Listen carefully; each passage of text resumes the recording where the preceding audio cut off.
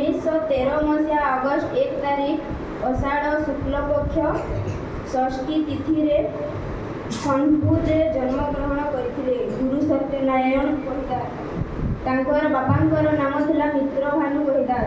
ସେ ଯେତେବେଳେ ତାଙ୍କୁ 10 ବର୍ଷ ହେଇଥିଲା ସେ ତାଙ୍କର ମାଆଙ୍କୁ ହରେଇଥିଲେ। ସେଥିଲାଗି ତାଙ୍କର ପିଉସୀ ତାଙ୍କୁ ଲାଲନ ପାଳନ କରିଥିଲେ।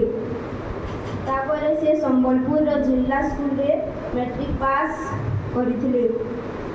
ନିଜର ଆର୍ଥିକ ଲାଗି ସେ କଲେଜ ପାଠ ନାଇଁ ପଢ଼ି ତାପରେ 6 ବର୍ଷ ପରେ ସେ ସିଟି ପଢ଼ିଲେ। 1937 ବରଗଡ଼ ଜଜ୍ ସ୍କୁଲରେ ସେ ଶିକ୍ଷକ ହେଲେ। 1940 ମସିହାରେ ଛଲାଗୁଡ଼ା ଭବାନୀପୁରରେ ସ୍କୁଲରେ ପ୍ରଧାନ ଶିକ୍ଷକ ହେଲେ।